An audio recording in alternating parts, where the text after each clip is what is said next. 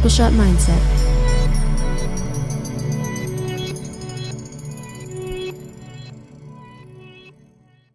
So, just in last episode, we were discussing the nervous system, signs of inauthenticity and authenticity, and how the nervous system can be a big red flag if somebody else is not vibing with you in an authentic way. Like it's saying, hey, Amanda or Ardy, this person's concealing shit. Now, will you respond to that by morphing yourself into the perfect mate for that person? Or drowning yourself in alcohol so you don't feel the red flags? That is up to you. Or both. Or both. Yeah. Now, here's my segue.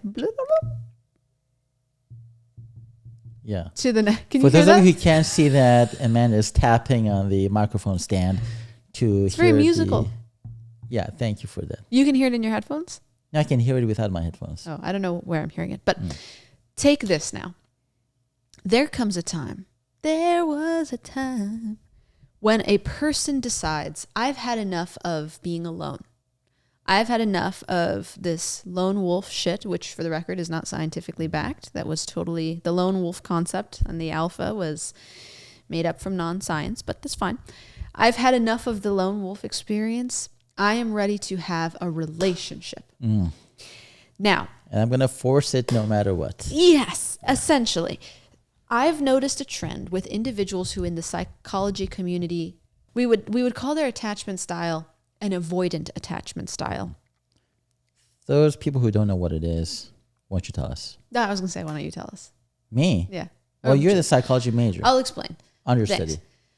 First, I'm going to say... Undergrad, I'm sorry. Undergrad, yeah. Understudy is theater, which whatever. I yearn for. Whatever. It's time to get back to theater. It really is, honestly. It is. It's time to We're take going to do the a class. theatrical act after this. Will you join me in an improv class if I sign up one? Yes. So here's the dealio. Everybody has some combination of attachment styles. Attachment styles refers to the way that we connect to other people in interpersonal relationships. So it could be lover to lover, partner to partner, sibling to sibling, friend to friend, parent to child. And usually these styles are developed in childhood as we model our caregivers' expectations for us. There are four main types, I think: secure, avoidant, anxious, and unstable. Don't quote me on that, though. Again, I graduated in 2021, and it was I'm just only a kid. 3 years ago, Yeah. But you can research this more on the World Wide Web. And again, do your thing. So I've noticed that everyone has a combination of these styles, and different people tend to bring out different aspects of everyone. For example, in friend relationships, I notice that people are more likely to be secure than they are in romantic relationships. Yes. And it's, again, there are different factors going on. People portray themselves different romantically as well. They're not always being their authentic self. Again, they're trying to construct. Go listen to last week's episode, most recent episode. Whatever it is. One of them we had to throw away by mistake. I'm referring to the one we just recorded. Oh, last week, 5 minutes ago. They don't know that, though, but it's fine. But we're wearing the same thing. Yeah, right. So go look for my fluffy white sweater and his striped shirt. Excuse me, checkered shirt. Checkered, blue checkered, powder blue checkered. PBC. Yeah. Should I show them the zipper? Or? Yeah. Yeah. So this shirt, by the way, I saw it on Instagram, and it's so wonderful because it has a zipper right here. Look. That's amazing. So that people with a gut like mine. Yeah. Great. Our buttons don't look like they're tearing apart. Yeah. I think even if you don't have a gut, there's something about the removal speed. The removal speed, you're right. But I will say it's a little less sexy than tearing buttons open. I think the next level on sexiness would be Velcro. That would be even more unsexy. Right. Yeah. Right. God. Right. Like my wallet in high school. Yes. Yeah. Okay. So back to avoidance. So everyone has a combination of these attachment styles. Depending on who you're relating to, they may bring out a different aspect where you may feel secure with your bestie, and with your partner, you're some mix of anxious, avoidant. Whatevs. We're not here to diagnose, right? We're just here to bring awareness to patterns so that you can change your life if that's something you're trying to do. Avoidance. Do you really go through all this theatrics when you're talking? Yeah. in normal? Okay. I do. Because I want people to be where? Oh. On board. On board. I want them to be on board. Right. Avoidants who decide intellectually that they are ready for a relationship. I have noticed a pattern in which they overcommit straight out the gate. OCSOTG. Jump both feet in. They jump both feet in, and it's, again, a very intellectual decision. Mentally, I no longer want to be alone. I'm ready for a relationship. I'm going to give this everything I got. Not only have I observed this pattern, I've lived it. Yeah. How about you? 100%. And what happens is, this is an individual, if they are in fact avoidant, and I think it applies to anxious, but in a different context. If they are in fact avoidant, they have not been developing true emotional intimacy and authenticity. They've been keeping that part of themselves closed. For whatever reason, they're like, I'm opening up. This leads to, and I want to segue it back to our most recent episode, the butterflies, the anxiety, which is confused for chemistry and attraction and excitement, and then this overcommitting that can cause people to go from this single period of their lives where they're Mr., Miss, or non-binary X independent.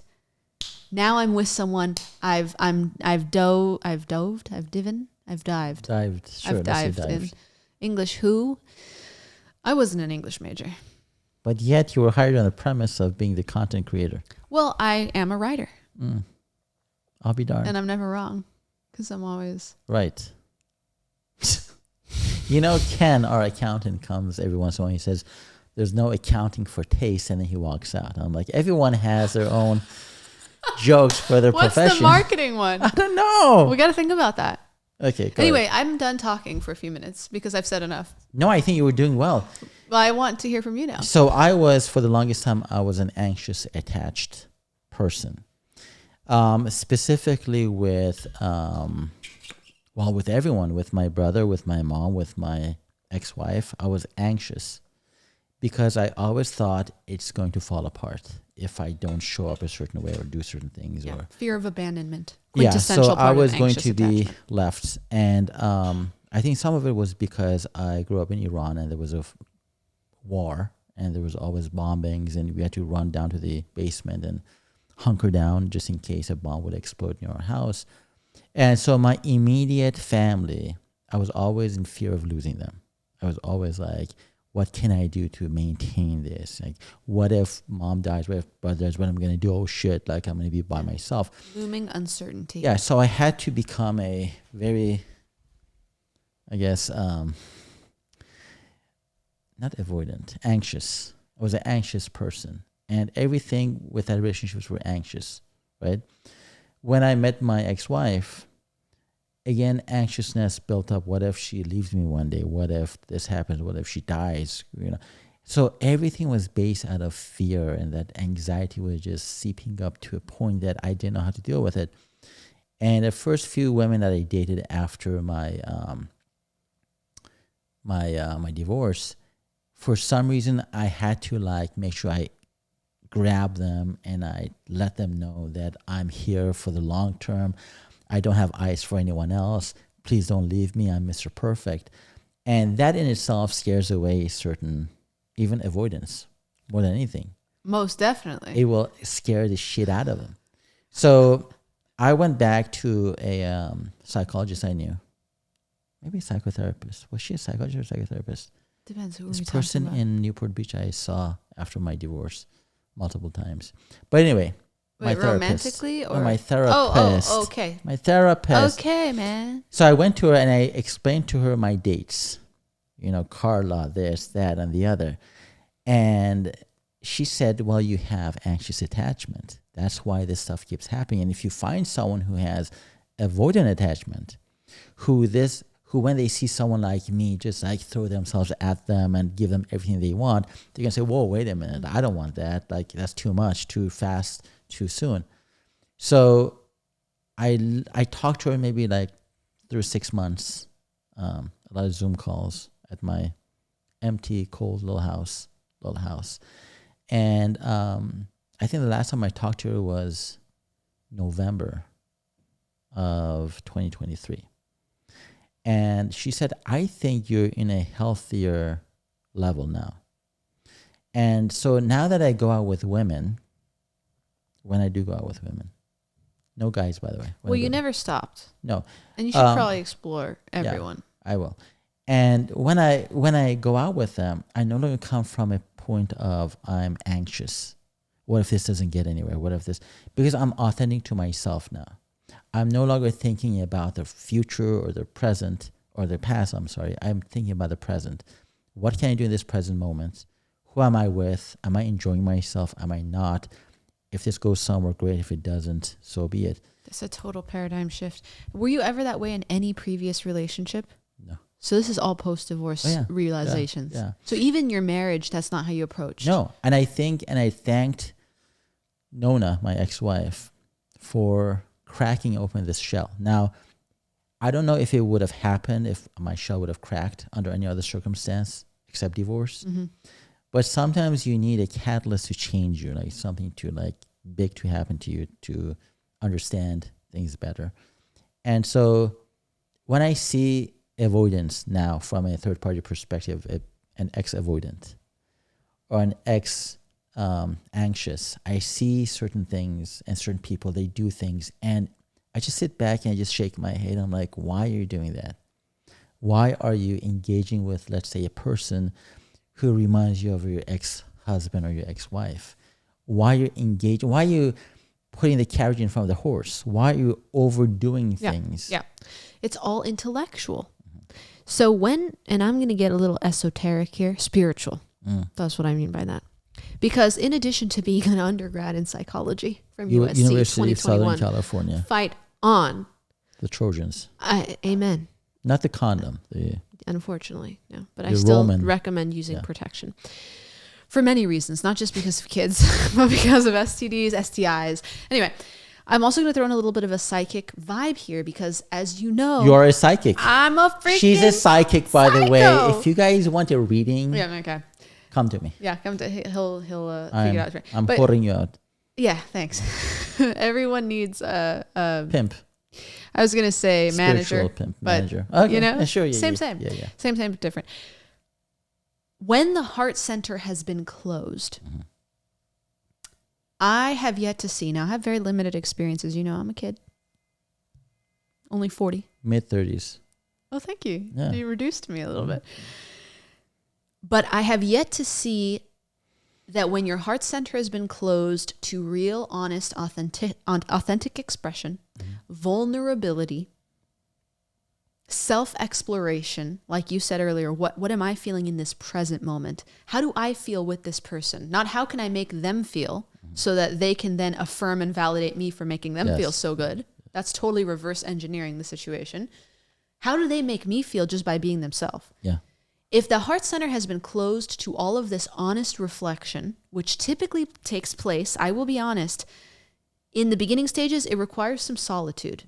I've never seen someone successfully monkey swing from one relationship to a next and be able to explore their heart without having some catastrophic experiences in that next relationship that force them to reevaluate. But you can't just open that one day and go, I've just decided mentally, intellectually, I'm going to be in a long-term relationship now. I met someone who meets all my criteria.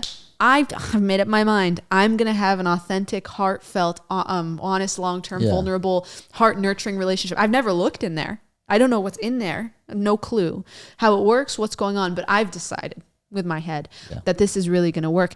Unfortunately, it does not work that way. It requires, and I remember you used to tell me that you had friends who were also just freshly post-divorce.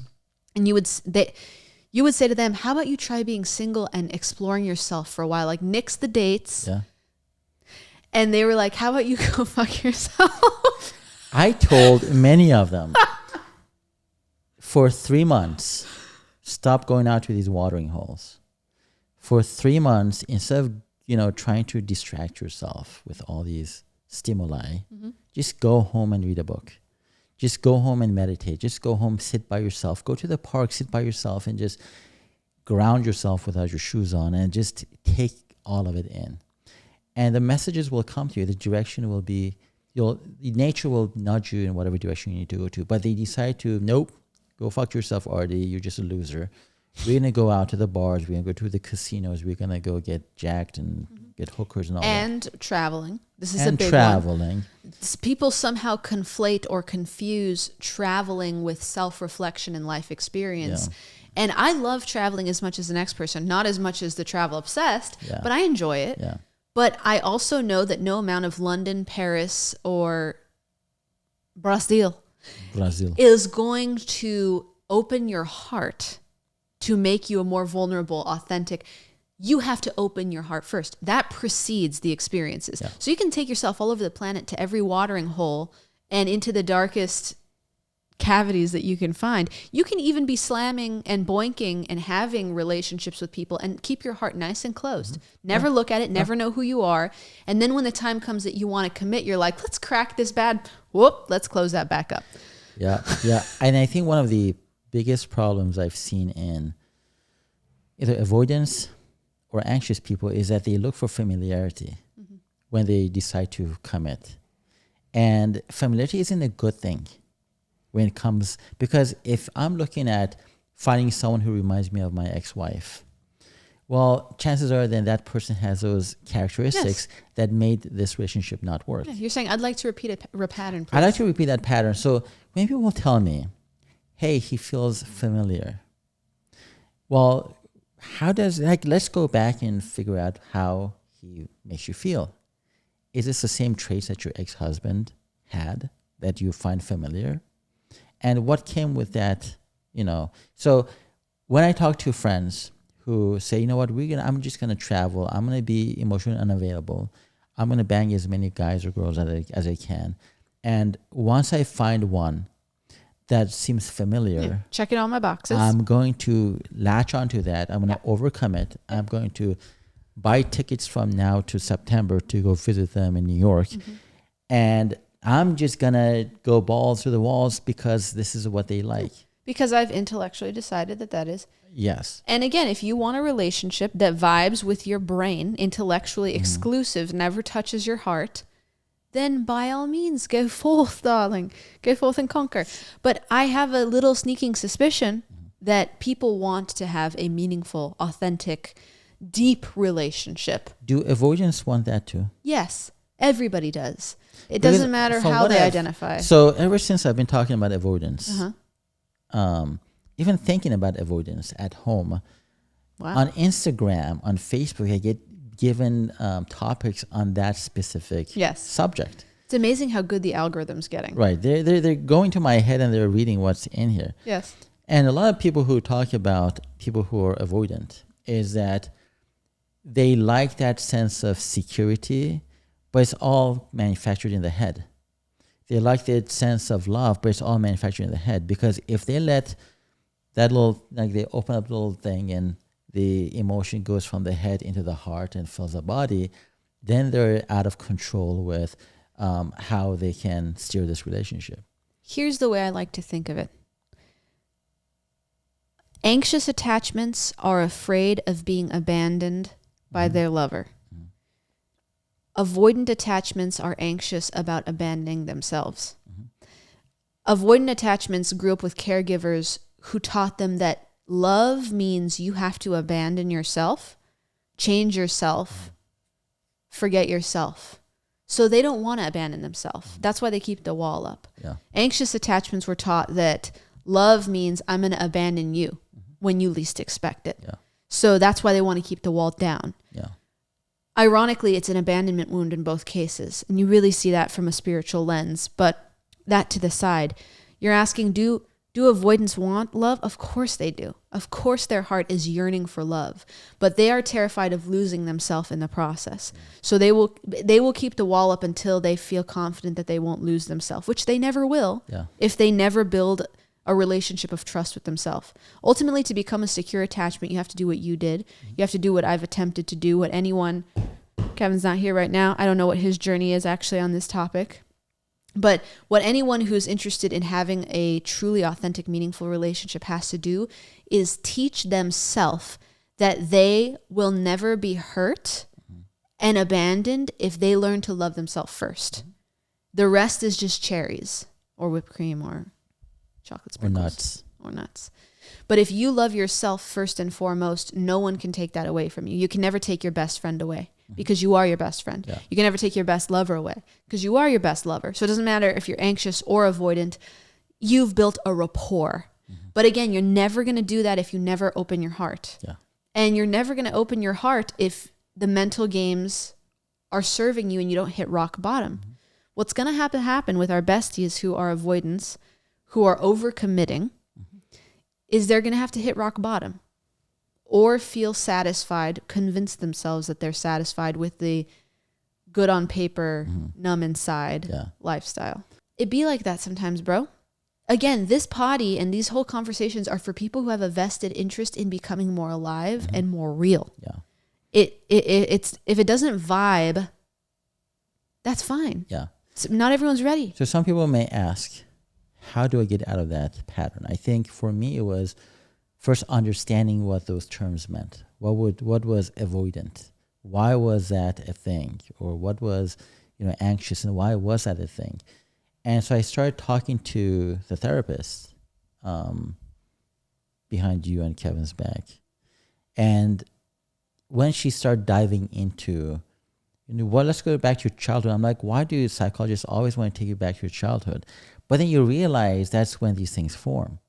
And for me to be extra anxious at that time, like 2 years ago, a year and a half ago, extra anxious, if I met someone, I wanted to ring them up and make sure they don't go anywhere because I was, scared of losing them. Obviously, that is a scary thing in itself because I feel incomplete without someone. I feel unloved without someone else's, validations. So when I was talking to her about this stuff and she started asking me questions and showing me examples of why this is happening and diving into why I was so anxious, why did I think my mom's going to die and why my brother's going to leave me and my ex. Once you start going through that thing, you're going to have times you're sitting at your home like I was, bawling in the bed, crying to see why was I wired this way. And once you understand this is all wiring and you can't change it, but it's going to be a little bit, shocking because you have to unplug certain things and plug them somewhere else and it's going to electrocute you sometimes. I think that's when I start having my aha moment. And once you see it from afar, you step back because I always thought it was very interesting for people who are doing, let's say, commentary on a sport. Why are they sitting all the way up into the bleachers? Why all the way up there? They have the best job in the world. Why aren't you sitting courtside? Why aren't you sitting next to the where the action is? And I realized that if you're all the way up there, you see the whole field. You see the whole field of play. And so then I realized this is how I should be. This is how I got to look at myself from that 30,000-foot perspective and see why is Ardy doing these things and have awareness. Oh, I just overcommitted to someone. Why did I just do that? So I think getting therapy, getting help, is the most important thing you could do for yourself. Yes. Because they open up your eyes to what you're doing and why you're doing it. And so now that I go out into the dating field, Hinge gave me another 3 months. I forgot to cancel God bless Hinge. I forgot to delete that thing. It's obviously still part of your journey, bro. But I got 30 people on my inbox, which I'm going to delete every single one of them. But when I look at their profile pictures, when I look at what they want out of life, I can immediately tell if this is a healthy attachment, if this is avoidant, or this is the other. Because just from the answers they give, from what they want out of life. And you try to avoid those people. Help our listener and viewer real quick, please, because what I was going to ask you, and we're already there now. Are we? Yeah, is some people don't know what they are. And don't it's not that they don't necessarily believe they have a problem, but they've lived with themselves so long. They're like, I'm just who I am. I'm not anxious. I'm not avoidant. I'm anything. So can you drop some examples from those pictures, please? And from real life, starting with avoidant. What do the avoidants say in their profiles? All right. So avoidants usually talk about how much certain things mean to them. Like my family means the world to me, which is great, right? But that's not a red flag in itself. But when you see that, let's say if I ask someone out and they all of a sudden they think that they have to choose between me and their kids. Yes. Fear of abandoning I'm themselves. like, wait a minute. I'm not replacing your kids. I'm not asking for time to be taken away from your kids and given to me. Like, don't worry. Like, I'm not here to take something away from you. I'm here to add to it. Right. So when I see that, and I usually in conversation it comes up that, well, I got, 2 kids, and does that mean I gotta give up my time with them? Does that mean, oh God, I can't do that? Yeah. That's one of the telltale signs that they're So they have strong boundaries right away. very Too strong almost. Too strong. It's like, you shall not Yeah. pass. That's a Lord of the Rings. A girl had written that I need my Friday nights with my girlfriends, right, on her freaking profile. Yeah. Which tells me, okay, I'm putting up all these walls, okay, Yeah, just so you to know. protect me and protect my life I have. If you want to come in, I'm going to give you a little compartment that you can fall into. Yeah, but you can live in this jail cell, right? Yeah, and I'm not going to really give you much attention, and you're not going to, expand into the other areas because God forbid I have to deal with that. Yeah. So that kind of people I get rid of. Got it. So those are the avoidance. Avoidance. The Just anxious the ones. anxious. If I see a girl, for example, on her profile, it says, for example, I'm willing to relocate for the right man. I'm willing to, I do anything. Yeah. I want to learn from you. I will abandon myself completely to become whatever you need me to be. So I've seen many of those. Like they literally write, I'm willing to relocate for the right man. Yeah. And I tell myself, well, you're on friggin' Hinge. You haven't seen anyone yet. Why are we putting this out there? Yeah, so just premature. Making it so easier for that person to get a hold of us. And so I see that. I see, okay, some of the people, when they put a picture on, they usually put a picture of themselves, usually, either doing something fun or doing something with friends, and then sometimes they have family. One of the pictures I saw, and I've seen this actually a few profiles, they're like reaching out, hugging and kissing in the air, right? Or pictures of them too close up, like different angles, like how I would look at you when I'm kissing you, how I would look at you when I'm going down on you, how I would look at you when I'm, right? Love that. To me, that's a red flag because A, you don't have a life, and I'm going to be the center of your life all of a sudden. Yep. You're going to latch on to me like, you're going to move for me. This is how you're going to look at me. This is how you're going to kiss me. This is how you're going to hug me. Yep. You're like saying, take me. Yeah. This is it. And so I don't go for that either. Like possess me. Yeah, possess me. So when I look at these two types of profiles, like immediately I just say, ugh. If I see someone who has a couple of pictures of themselves by themselves, like working or picking flowers or whatever, and then some with like a couple of friends laughing and having a beer, to me it says you can have a balance between well-rounded. And yes, you say that I have kids, but like it doesn't say like anything like, oh, these are my kids. Some people have kid pictures in every single picture. Okay, your kids are important to you. Great. I have a kid picture too, one of my kid pictures, but the rest are just me. One's working, one's like playing basketball, one's I'm doing this and that. Just to give an impression that the kids are this part of my life, work is this part of my life, and the rest of my life is open to exploration with the right person. But when people they compartmentalize it so neatly and so premeditatively, that it doesn't leave you room to go in there. Yep. And some people are just open. They're like, oh, everything's open. You want all of it? You got it. Yeah. You don't want that. You'll never get to the heart of either one. Yeah. One will keep you out with walls and the other doesn't exist. Yeah. And I'm saying the anxious doesn't exist because they are a chameleon who will turn into whatever you want them to. Yeah. Basically, they don't exist as a real person. And the avoidant will have so many walls up you'll never get through. Before you were born, I think, or around the time you were born, there's a movie called Coming to America. I don't think you've ever seen it. It's Eddie Murphy. I've seen clips. Okay. Only one clip. Lisa McDowell. Yeah. So Eddie Murphy's character lives in, it's not Zimbabwe, Zamunda. Zamunda, a fictionary country in Africa. Love it. And he has to come to America to find his bride. Well, actually, he decided to come to America to find his bride because they were going to do an arranged marriage for him. And they found these, ladies who came one by one to present their case. And one of them said, so Eddie Murphy says, what do you like to do? She's like, whatever you like to do. He's like, what do you like to eat? He's like, whatever you like to eat. Well, what do you like to? So she kept on asking all these questions, and she said, whatever you want. Like, I'll do whatever you want. And he got really bored real quick with that. And he's like, if I tell you to jump on one leg and, bark like a small chihuahua, would you do that? She starts jumping, ow, ow, ow. And to men, I'm not saying, or to women, I think there has to be a little bit of a challenge to get into that circle.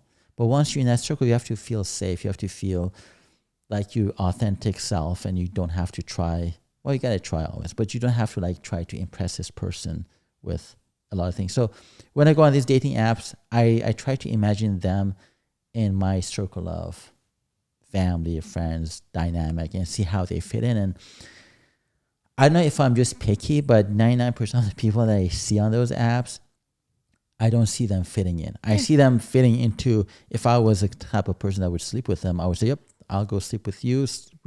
I'll do 2 shots, and then I'll sleep with you. I'll do 3 shots, sleep with you.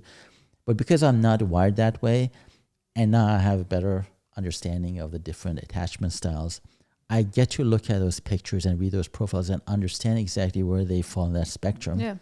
And say, okay, this person will not, even if they come into my circle, there's no way I can deal with someone who is so attached to me, so attached to, I'll do whatever you want me to do. Yep.